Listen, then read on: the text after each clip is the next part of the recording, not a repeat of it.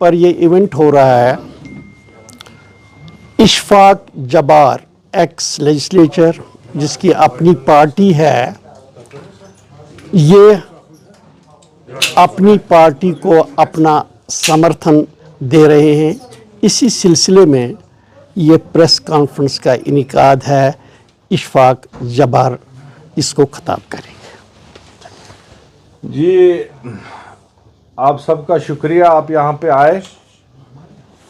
और जहाँ तक आज के प्रेस कॉन्फ्रेंस का ताल्लुक़ है, जनाब अल्ताफ़ बुखारी साहब ने हमें हमारी पार्टी को रिक्वेस्ट किया और कि हमें जम्मू कश्मीर के वसीतर मुफाद में ये लेके कि यहाँ का वोट का ज़्यादा बंटवारा ना हो और जो आगे हमारे आने वाले चैलेंजेस है या जो पीछे कुछ हमारे जम्मू कश्मीर में जो एक हमारे इश्यूज़ रहे, एक प्लेटफॉर्म पे आने की ज़रूरत है और एक कैंडिडेट कोई जॉइंट कैंडिडेट को सपोर्ट करने की ज़रूरत है।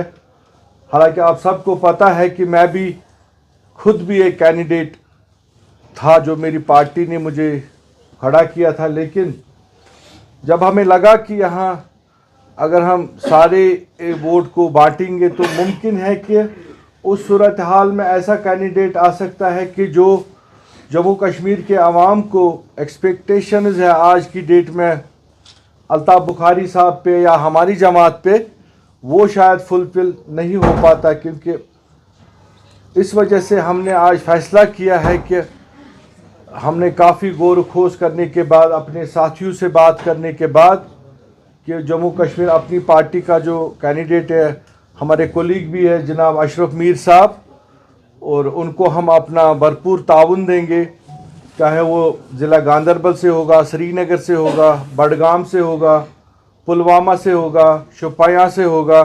जितना भी हमारा काडर है, इंशाअल्लाह रहमान एक एक वोट हम कोशिश करेंगे कि जो अशरफ मीर साहब की पार्टी है, जो ये हमारे जॉइंट कैंडिडेट है, इंशाअल्लाह रहमान अब इनको हम कामयाब करेंगे। इसलिए आज आप लोगों को यहाँ पे हमने इनवाइट किया था। और जो गुलाम हसन मीर साहब है, ये मेरे वालिद मोहतरम के बड़े कोलीग रहे हैं, इनका हमें बेहद एहतराम है और इनकी जो सियासी एक नज़रिया है, इनकी बसीरत है, वो भी हमें इंशाअल्लाह उससे भी हम फ़ायदा ले लेंगे ताकि हमारा जो कैंडिडेट है इंशाअल्लाह रहमान वो कामयाब हो। और जितने भी ताकतें इस वक्त जिन्होंने जम्मू कश्मीर में 70 सालों से हमें रोंदा, हमारे जज्बातों के साथ खिलवाड़ किया, कुल मिला के मैं समझता हूँ कि हमारे पास बहुत सारे चैलेंज हैं जो हमें जॉइंटली दिल्ली में जो भी सरकार आए वज़ीर आज़म साहब के पास जाना पड़ेगा। चाहे वो हमारे जवानों की रिहाई है जो कैदों में अभी है, चाहे वो वेरिफिकेशन को लेके जो मामलात है जो सीआईडी में उनके चलते हैं, चाहे वो जो रोज़गार के मामले हैं जो इस वक्त हमारे जवान इस वक्त काफ़ी मुश्किलात में है। तो हमें दिल्ली को किसी न किसी तरीके से कन्विंस करना है इन चीज़ों के लिए। रोज़गार के मामले, जैसे कि पावर क्राइसिस है हमारे जम्मू कश्मीर में, इसके लिए हमें पैकेजेस की ज़रूरत है, यहाँ इन्वेस्टमेंट की ज़रूरत है। तो हमें एक रिलेशन रखना है गवर्नमेंट ऑफ इंडिया के साथ ताकि ये मामले हल हो जाए और आने वाले वक्त में हम जॉइंटली एक टीम वर्क में हम चले। और इंशाअल्लाह रहमान हम भरोसा देना चाहते हैं कि आपके चैनलों के माध्यम से अपने आवाम को कि हम अपने लोगों को कश्मीरी आवाम की जो आवाज़ है वो हम इंशाअल्लाह रहमान आगे रखेंगे और जो कश्मीर की डिग्निटी है, आइडेंटिटी है, उसको हम दोबारा करेंगे। जैसे कि हमारा स्टेटहुड का मामला है या बाकी चीज़ें हैं, उनके लिए हम जॉइंटली एफर्ट्स करेंगे। और इंशाअल्लाह रहमान हम चाहेंगे कि असेंबली चुनाव से पहले या उसके बाद में हमारा स्टेटहुड भी रेस्टोर हो जाए, यहाँ लोगों के अपने हकूक़ बहाल हो, हमारे बच्चों के जो मामलात है वो हल हो जाए। इसलिए हमने वसीतर मुफाद में अपने जो हमारे पार्टी के भी जज्बात थे उनको साइड में रख के हमने जो आवाम के लिए जो आज यहाँ पे एक हाथ मिलाया है। और इंशाअल्लाह हमें पूरी उम्मीद है कि उन ताकतों को जिन्होंने आज तक 50 साल हमें सब्ज़ बाग दिखाए, कभी ऑटोनॉमी के नाम पे लूटा, कभी सेल्फ रूल के नाम पे लूटा, कभी हमें महाजरा शुमारी के नाम पे लूटा, तो तरह तरह के अपनी कन्वीनियंस के हिसाब से आज वो कह रहे हैं। आज हमारे जो हरीफ है, जो हमारे नेशनल कॉन्फ्रेंस का उमर साहब, उसका आज उन्होंने शिवसेना के साथ अपना हाथ मिलाया। अगर देखा जाए, उन्होंने भी बाबरी मस्जिद में बहुत सारे जो उस वक्त कत्लेआम हुआ शिवसेना के साथ ही था। तो अब वो ए टीम, बी टीम, सी टीम ये तो बहुत पुरानी हो गई और हमें पूरा पता, ये फिर हमें इल्ज़ामात लगाएंगे। लेकिन हम उससे डरने वाले नहीं हैं, ना हम उससे पीछे हटने वाले हैं। हमें जम्मू कश्मीर के अवाम का सोचना है। हमें और यहाँ शहीद मकबरे नहीं बनाने हैं। हमें माओं को विधवा नहीं करना है, बहनों को विधवा नहीं करना है। क्योंकि मैं खुद एक मिलिटेंसी का सताया हुआ हूँ। जब मेरे वालिद को शहीद किया गया, मैं महज 14 साल का बच्चा था। तो मैंने खुद देखा है, जिस घर में कोई घर का चिराग बुझ जाता है वहाँ क्या हालत होती है। इनके बच्चे तो लंदन में पले बड़े हैं, इनको नहीं पता ये उठा कल को अपना ब्रीफकेस उठा के फिर अपना रास्ता लंदन की तरफ या कहीं और जाएंगे। लेकिन हमें जीना मरना इन्हीं कश्मीरियों के साथ है, अपने अवाम के साथ है। आप देख रहे हैं जो मामलात है, इंशाल्लाह मैंने पहले ही कहा चैलेंजेस बहुत सारे हैं, लेकिन अल्लाह ने चाहा हमारी नीयत में कोई खोट नहीं है, हमारी नीयत में कोई दूसरी राय नहीं है। हम चाहेंगे कि यहाँ के अवाम को, कल मैं देख रहा था, हमारा कई स्कूल में इनॉग्रेशन था, मुफ्ती नासरुल इस्लाम साहब मेरे साथ थे। वो कह रहे थे कि 10 लाख बच्चे हैं जो इस वक्त ड्रग एडिक्शन में मुब्तला है। तो कहाँ हम जा रहे हैं, किसकी तरफ, क्या हम कर रहे हैं? तो आज कौम को भी सोचना है, सही और गलत में फ़र्क करनी है। तो उन जज्बाती लोगों को हमें बोलना है जिन्होंने 370 को खुद अपने हाथों से दफन किया, चाहे वो नेशनल कॉन्फ्रेंस है या PDP है। वो अदालत के बजाय, जो उन्होंने जुडिशरी से बजाय, अगर वो अवामी अदालत में जाते शायद हमारा केस आज जिंदा होता। लेकिन हमने भी उस वक्त कोशिशें की कि ऐसा एक मामला चले, जैसे किसानों ने अपना आंदोलन शुरू किया था, 900 किसान मर गए, 14 महीनों सड़कों पे बैठे। आखिरकार वक्त की सरकार को उनके सामने झुकना पड़ा। तो हमारे लोगों ने क्यों यू टर्न लिया? बहुत सारी चीज़ें हैं। कल तक उमर अब्दुल्ला, महबूबा जी कहती थी कि जब तक 370 रेस्टोर नहीं होगा तब तक हम कोई भी इलेक्शन नहीं लड़ेंगे। आज वो दिल्ली का रास्ता कैसे उन्होंने अपना जम्मू कश्मीर छोड़ के वो कैसे अब दिल्ली जाने चाहते हैं, इसका मतलब है यहाँ उनके लोगों ने इनको रिजेक्ट किया और वो यहाँ की सियासत अब छोड़ना चाहते हैं, जम्मू कश्मीर को खुदा के रहमो करम पे छोड़ना चाहते हैं। तो ये चीज़ें हैं जो आपको जो आनी चाहिए मीडिया में लोगों के सामने। तो एक चीफ मिनिस्टेरियल कैंडिडेट खुद कैसे भाग गया और अपना घर छोड़ के दूसरे घर में कैसे गया। तो एक इन्वेडर जैसे वो क्या कहते हैं उसको, जो ईस्ट इंडिया कंपनी के वो चलते थे मामलात, आज वही हालत इन जमातों की है। तो वो उनका अंदर का मामला, लेकिन हमें आवाम को बेदार करना है और इसलिए हम इंशाल्लाह जी जान से कोशिश करेंगे, जान लगा देंगे और इंशाल्लाह रहमान मोहम्मद अशरफ मीर साहब को कामयाब करके हिंदुस्तान की पार्लियामेंट में भेजेंगे और पूरी ताकत के साथ हम इन फोर्सों का मुकाबला करेंगे। इशफाक साहब, विल यू एलैबोरेट? आपने जो कहा है उमर साहब ने जो हाथ मिलाया शिवसेना के साथ, इसको आप हाँ देखिए, मैं ये कह रहा हूँ, शिवसेना की पार्टी, मैंने कल भी वो पोस्टर देखे, एरो, तीर कमान और हल का निशान साथ साथ है सब नॉर्थ कश्मीर में, एक दूसरे के साथ उन्होंने अलायंस किया है। बीजेपी तो कल आई, शिवसेना तो काफ़ी पुरानी पार्टी है और जम्मू कश्मीर के अवाम बाखूबी वाकिफ़ है उन ताकतों से, उन लोगों से, और जिन्होंने हमारे बाबरी मस्जिद को शहीद करने में उनके कोई कसर नहीं छोड़ी। उन्हीं लोगों के साथ आज नेशनल कॉन्फ्रेंस ने अपना हाथ मिलाया। तो लोगों को इस चीज़ का जवाब देना चाहिए। अगर वो बाकियों पर मोर्द निशाना बनाते हैं तो खुद कहाँ पे वो खड़े हैं आज की डेट में। और कुछ नेशनल कॉन्फ्रेंस की तरफ से ये कहा गया है कि ये अलायंस इसलिए कर रहे हैं क्योंकि नेशनल कॉन्फ्रेंस से खौफजदा है। और यू से this statement from the national conference? देखिए, खौफजदा तो उमर अब्दुल्ला खुद है जो सेंट्रल कश्मीर से भाग के नॉर्थ कश्मीर में चला गया। अगर उसमें दम होता तो अपने घर से लड़ता। सोनवार, गुपकार तो उनका अपना घर था, तो वो क्यों नॉर्थ कश्मीर में रूहुल्लाह साहब के वोट, रूहुल्लाह साहब को तो बली का बकरा इन्होंने बना दिया। जो उनके अपने वोट्स थे वो तो उधर नॉर्थ में उमर अब्दुल्ला लेके भाग गया।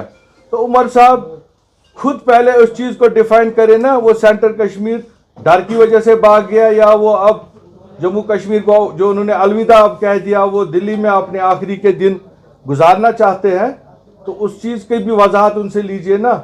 हम तो यही हैं, हम तो कहीं भागे नहीं, हम तो इंशाअल्लाह रहमान पूरे लोगों के शाना बशाना रहेंगे, चाहे कैसे भी हालात हो, क्या भी हो, हम उन लोगों के साथ रहेंगे और इंशाअल्लाह जीना मरना हमें यहाँ ही है अपने कश्मीर में। उमर साहब क्यों खुद अलायंसेस में हैं, तो दूसरों की अलायंसेस क्यों उसको खटकती है? वो क्यों नहीं तनहा इलेक्शन लड़ रहा है? वो क्यों CPIM का सपोर्ट हासिल कर रहा है? वो क्यों कांग्रेस का सपोर्ट हासिल कर रहा है? वो क्यों शिवसेना का सपोर्ट हासिल कर रहा है? अगर दूसरी जमातें मिल जाए वो खौफजदा होता है। उनका गठजोड़ बल्ले बल्ले, दूसरों का गठजोड़ दुश्मनी। और इंडिया अलायंस में ये भी मैं पूछना चाहता हूँ आपके माध्यम से, जो ये PDP है, नेशनल कॉन्फ्रेंस है, क्या इंडिया अलायंस ने आज तक जम्मू कश्मीर का मुद्दा उनके एजेंडे में है? क्या अगर इंडिया अलायंस कर को दिल्ली में आती है पावर में, क्या वो हमें 370 रेस्टोर करेंगे?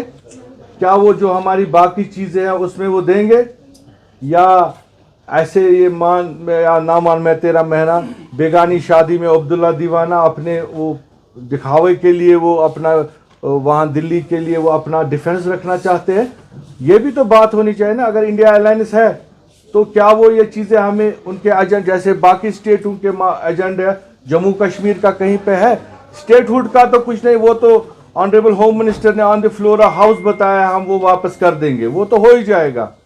वो तो उमर अब्दुल्ला या महबूबा जी तो कुछ नहीं दे सकती ना तो वो उनके एजेंडे, वो तो ऑलरेडी और सुप्रीम कोर्ट ने भी उस पर अपना वो बता दिया है। तो उनसे भी ज़रा ये पूछ लीजिए, क्या इंडिया अलायंस हमें ये चीज़ें रेस्टोर करेगी जो हमें 5 अगस्त को हमसे छीनी गई है? मीर साहब, अपनी पार्टी जो है अभी अलायंस किया, अपने United movement, Jammu Kashmir United movement, पिछले दिनों PC ने भी आपका साथ दिया, सेंट्रल कश्मीर, आप उनको ना, क्या आप अपनी पार्टी ने ठान लिया है कि नेशनल कॉन्फ्रेंस को हराना है कश्मीर?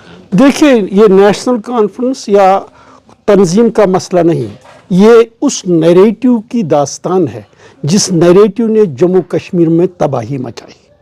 इन्होंने ऐसी सियासत शुरू की जिससे जम्मू कश्मीर के लोग और दिल्ली के दरमियान दूरियां बढ़ाई गई। उन दूरियों की वजह से जो तबाही यहाँ हुई, हमारे बच्चों को बंदूक उठाना पड़ा, गोलियों का निशाना बनना पड़ा, जेलों की जीनत बनना पड़ा, कब्रिस्तान का रास्ता लग गया। हमने अहद किया है कि हम इस नैरेटिव के साथ नहीं रहेंगे, जम्मू कश्मीर के लोगों को तरक्की की तरफ लाएंगे, खुशहाली की तरफ लाएंगे। ये नेशनल कॉन्फ्रेंस का ही सवाल नहीं, ये PDP का सवाल है, ये कई और तंजीमों का सवाल है जो लोगों को बहकावे में लाते हैं, उनके सेंटिमेंट्स को, उनकी इमोशंस को एक्सप्लॉइट करते हैं। हमने अचीवेबल का नारा जब दिया, अचीवेबल्स की बात करते हैं, उसी में जम्मू कश्मीर के लोगों की फलाह व बहबूद है और उसी लिए हम काम कर रहे हैं। मीर साहब, अल्ताफ साहब ने कल अनंतनाग में बयान दिया, 2016 किलिंग्स और 2010 में जो भी किलिंग्स हुई है उसका हिसाब लिया जाएगा। देखिए, सीधी सी बात है, होम मिनिस्टर ऑफ इंडिया ने बताया ये जो नाम मालूम बंदूक बरदारों की कहानी है, इसमें मुलव्वस है यही जमातें, यही लोकल जमातें, PDP, नेशनल कॉन्फ्रेंस, इसमें मुलव्वस है। अब आपका मुतालबा होना चाहिए, हम सब का मुतालबा होना चाहिए, इससे पर्दाफाश उठना चाहिए। जो कल्प्रिट्स हैं उनकी निशानदेही होनी चाहिए, उनके खिलाफ कार्रवाई होनी चाहिए। यहाँ तो सभी लोग ह्यूमन राइट्स वायलेशन की बातें करते थे और आप लोग भी हमेशा ये कहते थे कि नामालूम बंदूक बरदार को आइडेंटिफाई कीजिए। अब गवर्नमेंट ऑफ इंडिया आइडेंटिफाई कर रही है। मैं समझता हूँ आज हमारा मीडिया क्यों खामोश है, ये इसको हाईलाइट क्यों नहीं कर रहा है। ज़रा ये नामालूम बंदूक बरदारों की अगर निशानदेही की गई तो इसको ज़रा खुले आम कर दीजिए, क्या हुआ है क्या नहीं हुआ। आपका क्या मुख्य है 370 पे? 370 पे ये जम्मू कश्मीर के लोगों को लग रहा था कि ये बहुत ही इम्पॉर्टेंट है। जब मैं आपको बताऊं, आर्टिकल 370 जब कार्व आउट हुआ था, that was really powers within. मसलन उस वक्त यहाँ पर आपका सदर रियासत जो था वो मुंतखब होता था, उसको यहाँ की असेंबली इलेक्ट करती थी, दिल्ली वालों का कोई रोल नहीं होता था, वज़ीर आज़म भी खुद होता था, इलेक्शन कमीशन नहीं था, सुप्रीम कोर्ट का दायरे इख्तियार नहीं था। तो इसी तरह मुझे बताइए ये कब ख़त्म हुआ? ये कांग्रेस दौर में ही खत्म हुआ। अब वहाँ ढांचा रह गया था, वो ढांचा भी इन्होंने मुनहदम कर दिया। नतीजतन जो कांग्रेस और बीजेपी आर्टिकल 370 कहती है, जम्मू कश्मीर में ये एक ही सिक्के के दो रुख हैं, इसमें कोई फर्क नहीं है। आर्टिकल 370 जम्मू कश्मीर के लोग चाहते हैं, हमारी इमोशनल अटैचमेंट उसके साथ है, लेकिन सोचना है ये कैसे आ सकता है, क्या कोई रास्ता हमारे पास है? हम नौजवानों को वो रास्ता नहीं दिखाएंगे जिससे वो सिर्फ जेलों की जीनत बने। खैर, ये हम सबका सेंटिमेंटल और इमोशनल इशू है, अगर हो जाता we all would welcome it, लेकिन सिचुएशन इज सिचुएशन। करना चाहूँगा जो इस भाई ने सवाल पूछा कि जो ये लोग मारे गए हैं उसमें वो पॉलिटिकल, मैं चाहूँगा इस लिहाज से कि मैं भी एक मिलिटेंसी विक्टिम हूँ। मैं खुद, मेरे वालिद को भी 90 में शहीद किया गया, शेख अब्दुल जब्बार जो एक्स मिनिस्टर भी रह चुके थे। हम चाहते हैं कि इसमें एक कमीशन बैठे, नॉट कि 90 से, हम चाहते हैं 87 से देखा जाए। जो इलेक्शन रिगिंग, जो यहाँ मिलिटेंसी की दाग बेल जब पड़ी, जब मोहम्मद यूसुफ को सलाउद्दीन बनना पड़ा, हज़ारों सलाउद्दीन बन गए, तो उसके पीछे क्या वजूहात थी? कौन लोग कार फरमा थे जिन्होंने इस वक्त पोल रिगिंग की? क्या नेशनल कॉन्फ्रेंस और कांग्रेस ने मिल के जो राजीव फारूक अकॉर्ड हुआ था, जब यहाँ मिलिटेंसी ने जन्म लिया, यासीन मलिक जैसे लोगों को बंदूक उठाना पड़ा, हमीद शेख जैसे साहब को बंदूक उठाना पड़ा, और उनके जो अहल अयाल थे उनको थानों में बंद किया गया, उनके साथ ज़्यादतियाँ की गई उनकी फैमिलीज़ के साथ, तो वो मजबूर होकर बंदूक का रास्ता उन्होंने अपनाया। तो एक पूरा फुल कमीशन बैठना चाहिए जो 1987 से यहाँ देखे मिलिटेंसी का जन्म कैसे हुआ, कौन लोग थे, और 87 के पोल्स में किन्होंने रिगिंग की, क्या मामलात हुए, और जो पॉलिटिकल किलिंग्स यहाँ हुई वो किन लोगों ने की। जैसे मीर साहब ने फरमाया कि जो नामालूम बंदूक बरदार, ये पूरा इसके डिटेल, इनके पीछे गोली चलाने वाला मैं मुल्जिम नहीं समझता हूँ, वो तो बंदूक में उसने तो, जो उसके पीछे उसको मोटिवेटर है, जो उसको तैयार करता है इन चीज़ों को, उनकी निशानदी होनी चाहिए, उन लोगों को देखा जाना चाहिए, तब जाके हम सोचेंगे उन लाखों हज़ारों फैमिलीज़ को इंसाफ मिलेगा। जो लोग आज चीख चीख के पुकार रहे कि अभी हमें इंसाफ चाहिए, मेरे जैसे हज़ारों लोग होंगे जो इस वक्त अपने इंसाफ के लिए अपनी गुहार लगाए बैठे होंगे। तो ये बात थोड़ी यहाँ चली थी, इसलिए मैंने ऐड की। थैंक्स। गांधरबल कॉन्स्टिट्यूंसी जो है वो नेशनल कॉन्फ्रेंस का कर रही है। उमर अब्दुल्ला ने कई इलेक्शन वहाँ से जीते, उससे बाद मियां अल्ताफ जब से सियासत में आए कोई इलेक्शन वो हारे नहीं। आपके वालिद का भी एक बहुत बड़ा कंट्रीब्यूशन उस इलाके में रहा है, बड़ी इज्जत की निगाह से उन्हें देखा जाता है, और आज भी उनके डाई हार्ट फैन वहाँ पर मौजूद है। तो सर आपसे ये जानना चाहिए, क्या आप अपनी पार्टी का और थामने से नेशनल कॉन्फ्रेंस को वहाँ पर धक्का लगेगा? देखिए, हम सियासत एक नज़रिया होता है, हमें उसमें इंशाअल्लाह रहमान वो जिस दिन बैलेट बॉक्स खुलेंगे तो मैं आप सबको ये यकीन दिलाना चाहता हूँ, गांधरबल में पूरे ज़िले में अपनी पार्टी की सबसे ज़्यादा लीड हमारी गांधरबल डिस्ट्रिक्ट से होनी चाहिए, जो हमारा होगा। बाकी ज़्यादा बातें तो है नहीं, हम किसी पे पर्सनल अटैक नहीं करना चाहते हैं।